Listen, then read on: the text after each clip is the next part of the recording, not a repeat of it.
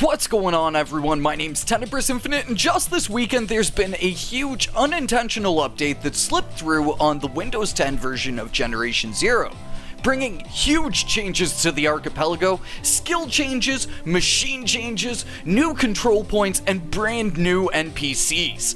This is massive, but very much isn't supposed to be here.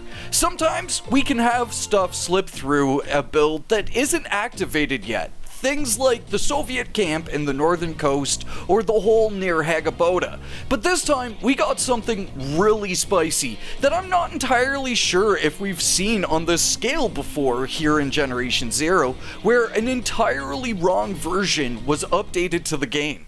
So today, I'm going to tell you everything going on here with the Windows 10 Game Pass version of Generation 0, and bring up a potential sign of rebalancing that's maybe kinda gone wrong here in this half update to the game.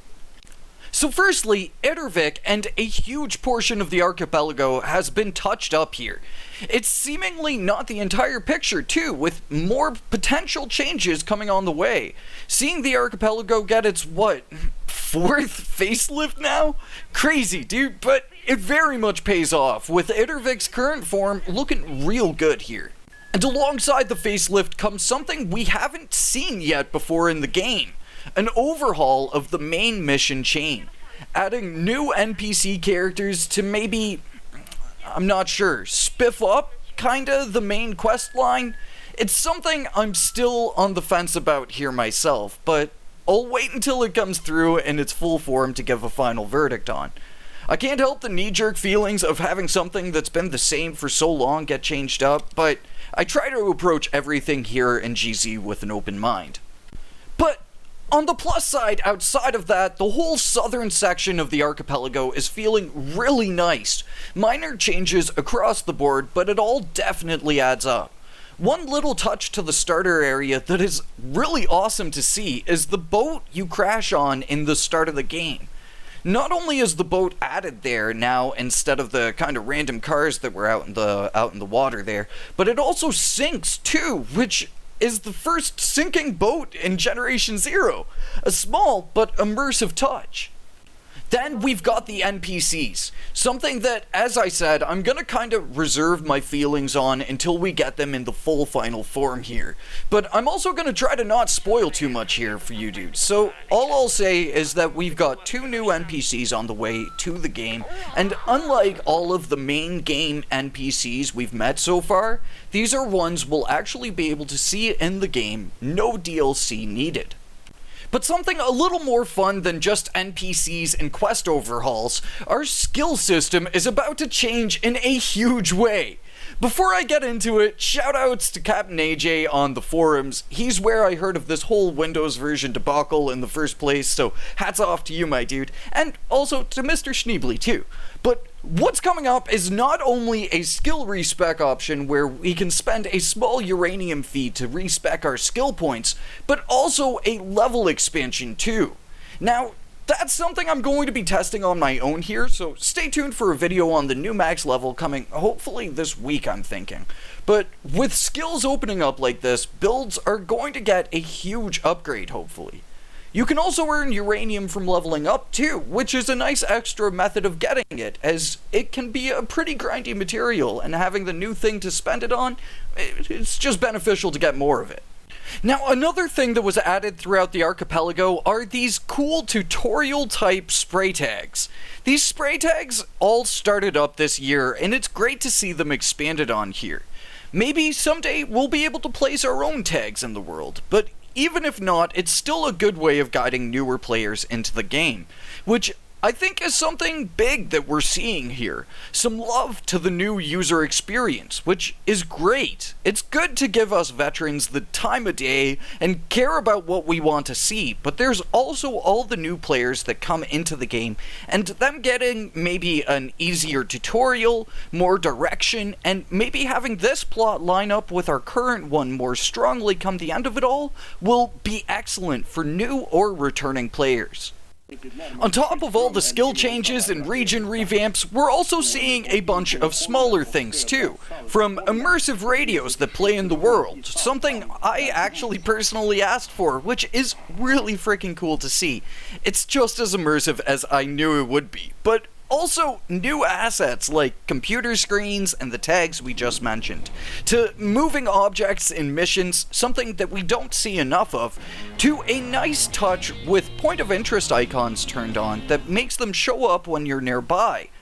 Whatever's going on with this update, it's going to be a mix of both big and small things to improve on the initial Generation Zero experience. Now let's get into some of these machine changes because they're actually pretty massive, as well as the shotgun rebalancing thing.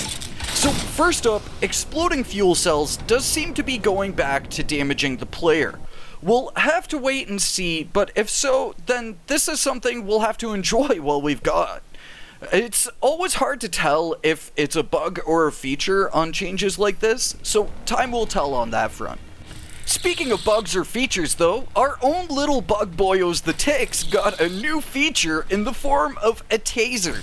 So now, actually, dodging them is pretty easy to do, and that ultimate tick counter that I showed you guys a few days back totally lives on. It's a really nice little touch, and it also greatly benefits the tick's visual palette when you're fighting them in the dark.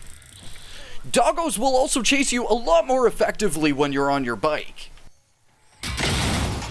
Also, while I was going off to fight this tank, I managed to discover a new control point here in the farmlands. So, after doing a little bit digging, I was able to find more information on that. We'll talk about that in a second. But going back to machine changes here, tanks are a lot more wily, and they are a lot happier to do their charge attack, both to their benefit as well as to their deficit. I've been meaning to get back around to doing some machine tutorial videos, so I think this is going to give me an opportunity to come up with some brand new tank tactics here. And the last change here that's related to machines and stuff that I think is really worth mentioning and highlighting here, because I'm not sure if it's a nerf or if it's potentially a bug. If it is a nerf, I would love to have an opportunity to advise against this, but shotguns seem to be turned to absolute piss in this game. The buckshot does nothing at all.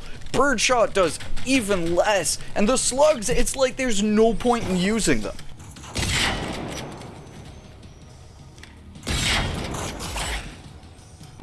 You're actually better off with the Molar PP, which I don't think it's right to say that the shotgun is the weakest weapon in a video game. That feels dirty to say, man. So, all my fingers are crossed that this is just a bug in this kind of unintended build of the game, and if it's not, please devs, don't do this. And then lastly, the new control points that are showing up here in the farmlands. This total nip slip of an update isn't just confined to the archipelago. We also have new control points in the farmlands to look forward to.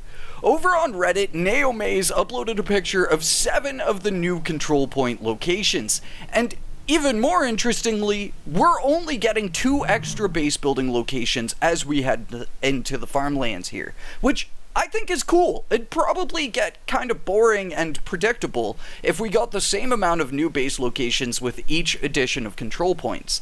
And this means maybe we could also see more than 4 base locations get added in the future, potentially with these control point expansions. I've only come across one of these new control point locations myself, but I plan on, in the future, ranking each of these control point locations. I might not do it before the update rolls out though, as that feels like maybe a little bit too early. But for the first one I came across, it has this awesome water feature that actually I had kind of guessed in the past when we found this massive ditch area here. So, I'm not gonna lie, this is pretty crazy, my dudes. Old Questline's getting a do-over, the skill system is probably the thing I'm most excited for here, more aggressive machines potentially, and the brand new control points. I wanna know, anything here that you're excited for yourself? Let me know in the comments down below. And please don't forget to leave a like, especially if you're hyped for what's coming in store. But For now, thank you for watching, stay awesome, and I will catch you all in the next one. Until then, peace.